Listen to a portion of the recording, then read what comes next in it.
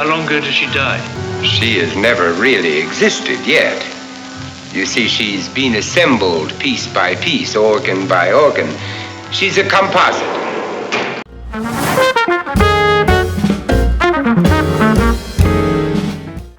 Hi and welcome to Terry Talks Movies. This time around I have Frankenstein, Supersoldiers, and I've got Underground Mutants, and that's just in the backyard. So yes, it's Science Fiction Saturday again, and this time around we're going into the 1970s and 1980s for a couple of movies, one of which was requested, the other of which is one that I have a long history with because I saw it when it first came out in 1970. So let's get started with that one. A nice little film done by Amicus Studios. You've got Christopher Lee, Peter Cushing just for a moment, and Vincent Price in Scream and Scream Again. A nice little film based on a really weird novel called The Disorientated Man by Peter Saxon, which was a house name for a publishing company that put out a lot of pulp science fiction, fantasy and horror books at the time. This is a weird film. It's directed by Gordon Hessler, who did a lot of TV stuff in the 1960s. He was one of the producers on one of my favourite TV shows from the 1960s that never got a DVD release, a series called Run for Your Life with Ben Gazzara. If that one ever gets a DVD box set, I am buying it day one. But it was an action-oriented TV series, and that background in filming action, it really holds Gordon Hessler in good stead with this film. And if you hear a noise in the background, Luna is meowing. Here's one of the problems. The movie has about 4 different plot threads, which only resolve themselves in the last 10 minutes, and they're filmed in very different ways. First plot thread you see in the credits, where a guy is jogging across a park in London. He collapses and wakes up in a hospital and throws the blanket off his legs, and one of his legs has been amputated.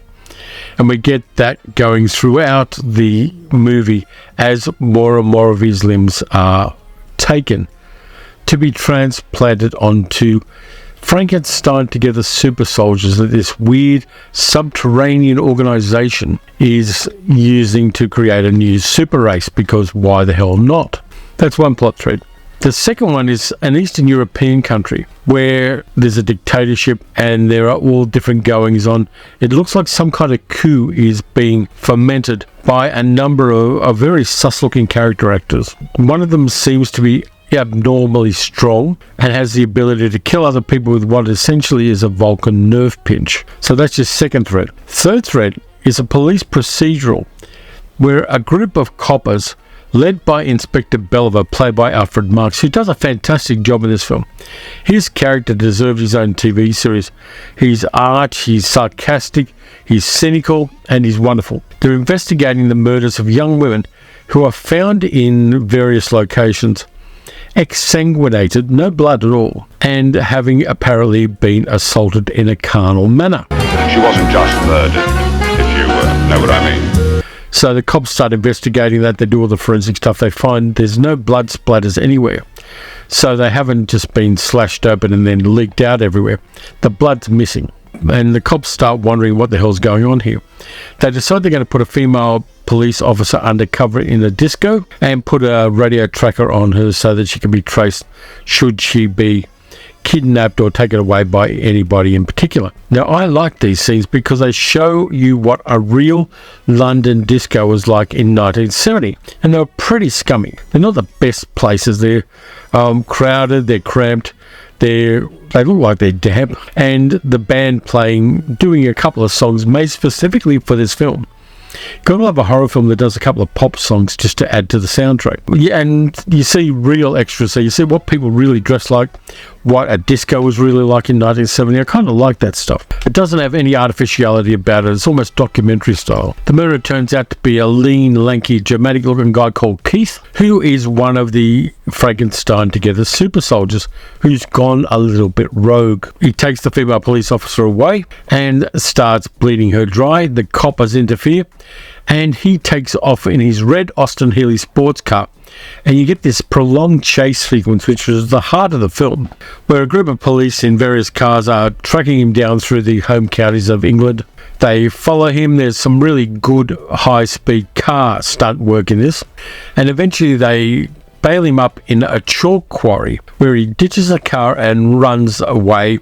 He starts hiding in some abandoned buildings on the site. He throws coppers around like they're ragdolls and then scales the wall of the quarry like Spider-Man, only to be stopped because Inspector Veliver picks up a piece of chalk about that big and shies it at him and hits him in the head. They capture him, but he gets away in a very unusual way, and this chase sequence ends in a very strange place, in its very strange circumstances. The police investigation leads them to the next leg of things, which is a scientist played by Vincent Price, whose name is forgettable. What is it? Dr. Browning, who is doing some scientific work. He's kind of vague about it while the cops are investigating, because one of the victims is one of the women who worked for him at his laboratory in this English manor house. Now, what one of the police surgeons finds out is that Dr. Browning is creating these strange Frankenstein together superhuman creatures who are part human and part android for his own purpose, and he is linked into the goings-on in Eastern Europe in a strange way. Then you've got Christopher Lee's character, a guy called Fremont, who's an intelligence officer working for the Secret Service, who keeps interfering with Inspector Belliver's investigations and kind of cutting him off. He's got his own agenda, and Christopher Lee, playing an intelligence officer, is pretty much an early career of Christopher Lee's. He was in the Special Operations Executive in World War II. But his character has that kind of gravitas and that creepiness that we appreciate in Christopher Lee's non-fanged roles. Peter Cushing turns up in one of the scenes in Eastern Europe. He did a day's work for this, and turns up as one of the people investigating the strange goings-on in the Eastern European dictatorship. Doesn't last very long, but it's always good to see Peter Cushing in anything. Came in for a day's work, did a good job of it, got out. There are a few other familiar faces in there. We got Peter Sellers, who was the voice of Wallace in the Wallace and Gromit animated things that Nick Park did. And he turns up as one of the Eastern European authorities. We get Jutta Stensgaard from Lust for a Vampire, who is one of the Eastern European citizens who tries to escape her dictatorship country and comes to a sticky end. The movie doesn't hold together until the last 10 minutes when you find out what the hell's going on. And an audience has to be held capture by more than just good chase sequences in the meantime, so it doesn't necessarily work. It was successful and made a lot of money for its initial investment, but it does have that weirdness about it. Now, the thing that really grabbed me this time around watching it is Gordon Hessler's camera work is on point. There is a lot of dialogue scenes with people in rooms talking about things in this movie. And Gordon Hessler does the really cool thing that they also did in the I, Claudius TV series the BBC did in the 1970s. And that is dynamic camera work. The blocking is great. The camera moves from one place to another and from one person to another, particularly during the police procedural scenes. It follows Inspector Belliver as he's wandering around into different rooms in the cop shops, asking questions, getting answers, making decisions. And also in the scenes where Vincent Price's character is explaining things to the police surgeon, there's a lot of good dynamic camera work and good blocking of scenes, which makes those dialogue-heavy scenes a lot more interesting than they would be otherwise.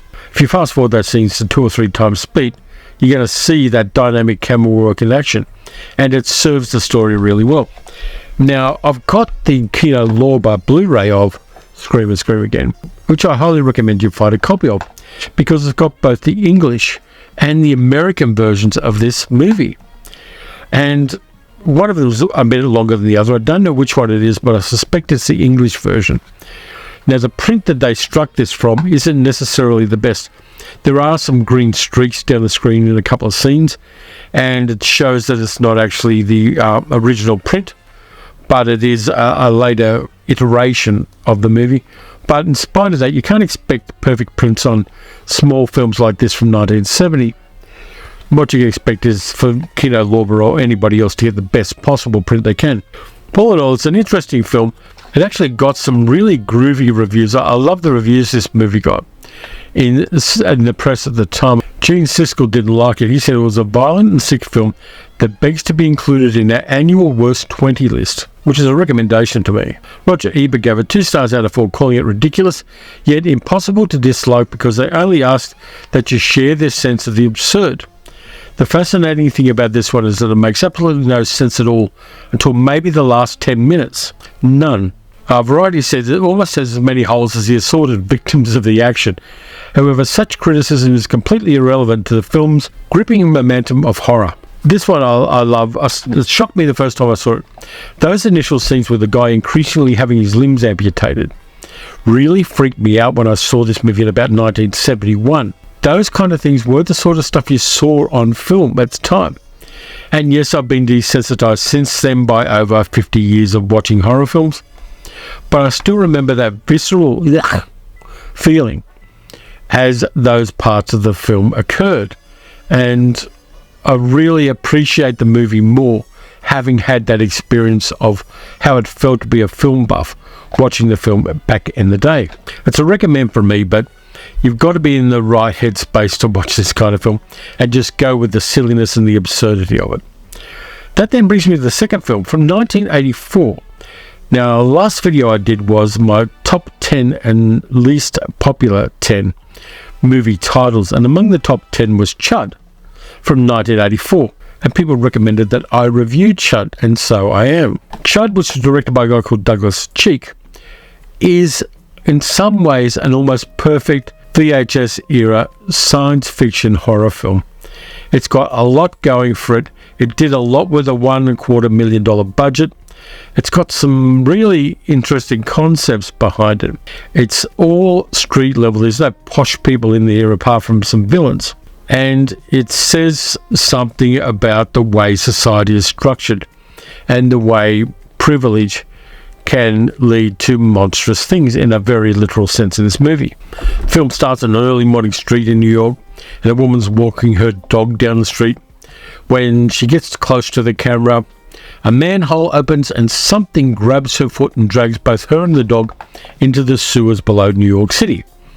It's a good start, and it actually links into one of the characters further on. It's not just a gratuitous kind of anonymous victim.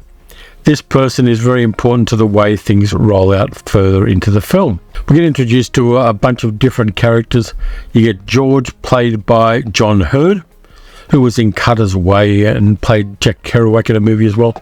He's given up a lucrative professional photographic career to do photo essays on the unhoused people and the people living in the tunnels underneath New York City. He's got a passion for it. He's won an award for his kind of documentary photography. He takes a gig to do a fashion shoot for his girlfriend Lauren, played by Kim Greist, who's a model, and they've just moved into a new place in quite a sleazy part of New York City, and suddenly things start happening. The street people are disappearing. The street people who don't disappear are weaponing up. One of the people that George knows is arrested because she tried to grab the gun from a policeman and take it to protect herself from something.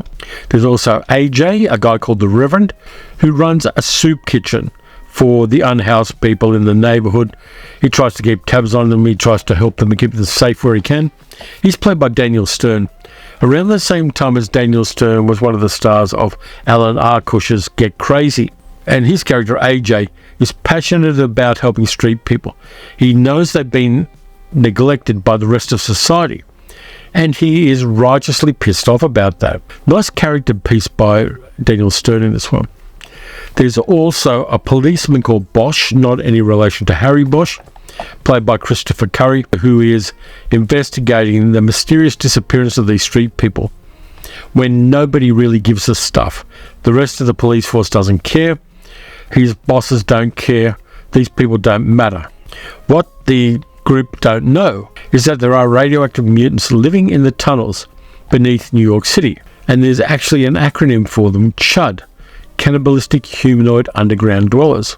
They're there because the Nuclear Regulatory Commission has been storing radioactive waste in the tunnels underneath New York City.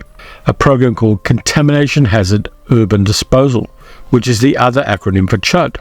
As things get worse and the C.H.U.Ds start attacking more and more people, and not just the unhoused people and the people who don't matter to society, This then becomes urgent, and the methods created to try to get rid of these CHUDs was just basically block up all the sewers, flood them with gas, and explode it.